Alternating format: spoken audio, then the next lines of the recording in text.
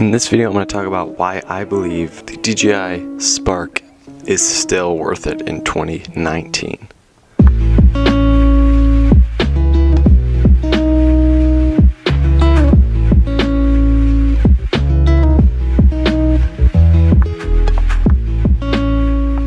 So I got this drone after owning the DJI Phantom 3 standard for about 1.5 or 2 years, and I love it for how tiny it is, how convenient it is. I just absolutely love it, and I believe it's one of the most underrated drones of 2018. I'm gonna go through some points about why I believe it is and some cons about it, so let's get into it. My first point is the price. I believe you can get this drone. I bought it the controller combo for $339 on Black Friday weekend. Looks like you can still get it for $359 with the controller. So the prices are still super great for this drone, and that's a huge reason why I believe it's so worth it.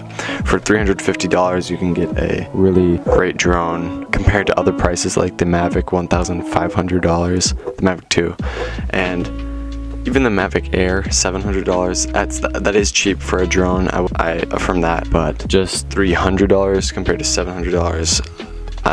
I'm more on the budget side guy, so I'd rather have this. A big factor about it is its size. Just look at how tiny this thing is.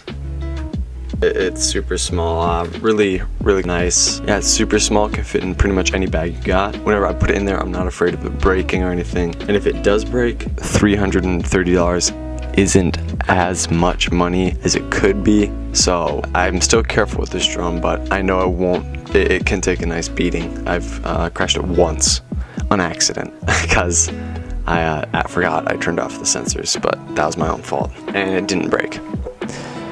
So one part I forgot to mention was the sensors are super nice as well. It does come with sensors. My Phantom 3 did not, and the sensors are front and below, so you can't crash anything looking in front of you, but if you're going backwards or side to side you could. And that's just a nice little thing they added. They didn't have to, but it's a nice plus. So the camera on this is a 1080p 30 and 1080p 24 camera, and it is super great for how tiny it is, how compact this is. It's a really great camera. It doesn't shoot 4K, and I'll get into that later, but yeah, for 1080p 30, the quality on this is pretty great. No complaints so far, considering I shoot 1080. But yeah, the battery on it, the battery life on this tiny battery is about 16 to 18 minutes. The most I've ever gotten out of it is 19 minutes, but that was only once. So yeah, 16 to 18 minutes is super great for just look how tiny this battery is. That's pretty great for how tiny it is. I know compared to like the Mavic's 30 minutes, that is not a lot. Correct, it's not a lot, but also you gotta remember it's $330, not $1,500.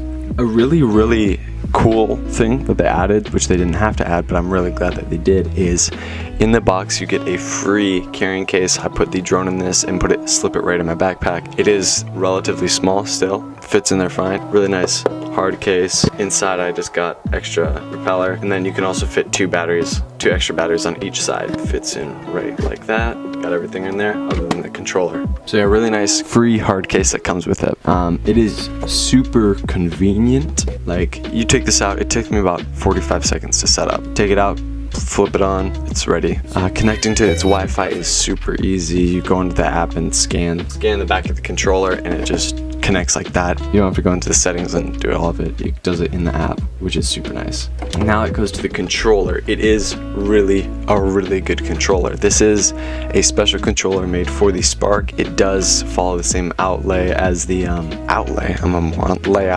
Mavics, but I believe this one's a little different. It doesn't have LCD screen, which I don't mind because you have all that on your phone anyways. But yeah, super nice, small, convenient controller. It can fit in anywhere. It just slides up, and it's super small. Now we're getting into the not so great things. The cons of it is the gimbal is only 2-axis. It doesn't have yaw, so that does create a little bit of jitter, but once you get good enough at flying it, you can learn to manage and get some great shots with it still. But that is a pain because you do have to learn some extra, which you wouldn't have to with other drones. And another one that might be really important to some other people is it doesn't have 4K. That doesn't really matter to me because I don't even shoot 4K.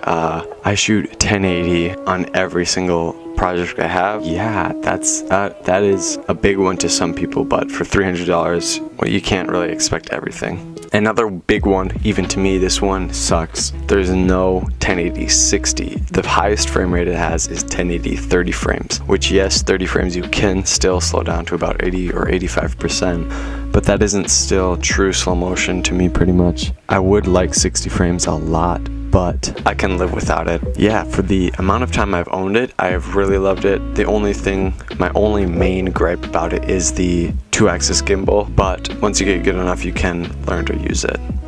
Yeah, that's pretty much it. I do believe it's still worth it in 2019 if you're not a big 4K guy, but I know a lot of people now are. So yeah, that's pretty much it. Remember to like, comment, and subscribe for more videos. And if you like this, check out some of our other ones too. So yeah, see you next time.